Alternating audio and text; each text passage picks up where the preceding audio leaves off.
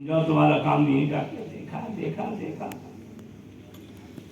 یاد آیا آمدنی خط لکھاتا تھا تاریخ واریخ ہم نہیں لکھتے وہ لوگ لکھتے تھے یہ آمدنی یہ خط کیا لکھا آمدنی یہ آمدنی اتنی ہوئی تھی پانچا نے حضرت کو دیا استاد محترم کہاں سے آئی تھی یہ آمدنی سوچا تو رات ایک وقت دن میں مزدور کا لباس ڈال کے نکل گئے تھے لیبر کا اورنگر کے نکلے تھے گدی پکڑ کے بولا ادھر چھت کا کام جانتے ہو کر دو چھت کا کام کر دیا نکال مزدوری کر دے آج نہیں ملتی آج ہی چھوڑنا میرے کو مزدوری والا ارے کم ملیں گی کم جو بھی دیتا آج دے وہ لے لے کے دیا تھا انہوں تو حلال آمدنی کی برکت کتنی ہوتی دیکھیے آپ کو نعمت اللہ صاحب پہ پریشانی ہوتی نہیں ہوتی کیا آمدنی ہے یار حیال الصلاح حیال الفلاح پہ بے شک صحیح بات ان کے بیٹوں کی کیا آمدنی ہے یا مولویاں کھاتے کہاں سے دیکھو صاحب یہ مولویوں کو بھول جاؤ یہ شیروانی یہ موبائل ٹوپی چپل بھول جاؤ وہ ہماری ہوتی ہی نہیں خریدتے ہی نہیں ہم میرے پاس 2 موبائل ہیں میں ایک بھی موبائل نہیں خریدا بچہ دیا سو ہے وہ موبائل ہاں نہیں خریدتے ہم نعرہ تکبیر اور یہ کھانا ہے نہیں کہ کھانے دعوتوں میں پبلک کو کیسا گرتے ہوئے دیکھے نہیں دیکھے پبلک گرتی یہاں کھانا پیچھے بھاگ کے آتا سبحان اللہ بے شک کھا لو بول بے شک مولانا مفتی خلیل احمد صاحب کو دیکھے کھائے بڑھے ہیں لوگ مولانا طاہر صاحب رحمت اللہ علیہ کو ڈالتے آ رہے میرے بعد میں مصحف کے سامنے پڑھا ہوں دال مصحف اتنا نہیں کھاتے میں یہاں بولا میں انہیں ڈال رہا ارے نہیں کھاتے تب پھر ایک دوسرا ڈالا مولانا طاہر صاحب خاموش ہو کے مسکرا رہے کچھ بھی نہ بولے میرے کو بولے میں کھانے کے بعد تقسیم کر لیتی ہوں اچھا کسی ڈاکٹر کا بچا ہوا کھایا کوئی نہیں انجینئر کا کھایا یہ حافظ بنے کہتے میرے کو بھول گیا تھا بولنے آؤں کوئی پیسے والی پارٹی ہے آپ کا نہیں میرے کو نہیں ہونا نعمت اللہ صاحب کو ہونا ہے کیا آپ کو سامنے سمجھ لو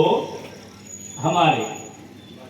باری مصحف 1 کروڑ پتی ہے سمجھو اللہ بنا دے ان کو اور وہ کہیں جا رہے ہیں کروڑ پتی ہیں 1 کروڑ روپیہ رکھے جانا ہے ان کو کہیں بینک میں 10 لاکھ روپیہ رکھتے کہاں سے آئے پوچھا ہوں کہاں سے آئے اب 1 کروڑ کہاں سے بتائیں گے اب انہوں ڈھونڈ کے کس کا نہیں رکھانا اب آپ بولے سیف اللہ صاحب کا نہیں نعمت اللہ انہوں کس کا نہیں رکھائیں گے آپ بولو ان کو جس پہ بھروسہ ہے اس کا نہیں رکھیں گے یا انہوں بولے میں بولا میری سنتے ان کی سنتے بولا نا کس کی ان کو جس پہ بھروسہ ہے ان کا نہیں نا بات سمجھ میں آ گئی اللہ تعالیٰ بھی قرآن کی امانت زمین و آسمان پہ پیش کرا کیا بات ہے بولا بولے ہم نے اٹھاتے بولے انہوں اٹھاتے یہ سلیکشن ہے اللہ کا اللہ بولا یہ میرے امانت دار ہیں اندازہ ہے آپ کو سمجھ میں آ رہا ہے کہاں لے جا کے کرا ہے اور ہماری کتابوں میں لکھا ہے حضور صلی اللہ علیہ وسلم جس شکل و صورت کے ساتھ اس دنیا میں نمودار ہوئے تھے نا میں بھول جاؤں گا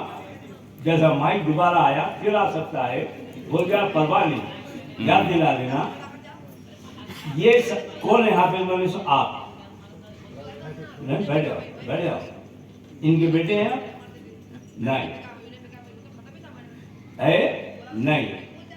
آپ جب قرآن پڑھیں گے آپ کی ماں باپ کو ثواب انہوں کچھ کریں انہوں قرآن پڑھے تم پڑھے تمہارے ماں باپ کو ثواب تمہارے استاذ کو ثواب جو ذریعہ بنا اس کو ثواب آپ کے ثواب میں کمی نہیں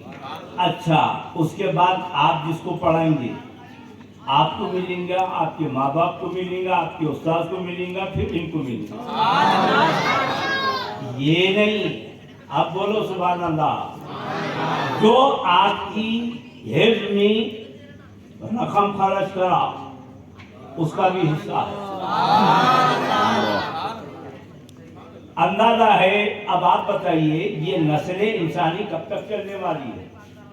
قیامت تک اب آپ بتائیے کہ جب بائی کھاتا کیا بنے گا سوچو آپ کے استاد کا آپ کے ماں باپ کا نعمت اللہ صاحب یا جو آپ کی مدد کر رہے ہیں اندازہ ہے یہ اب آپ کو اس کا اندازہ نہیں ہے ابھی نہیں آنکھیں جب کھلی کی کھلی رہ جائیں گی ہم کہاں سے کمایا رے بابا بولتے جو نعمت تو حضور جس شکل و صورت کے ساتھ دنیا میں آئے تھے بیت العزہ ایک مقام ہے اوپر کی دنیا میں بیت العزہ میں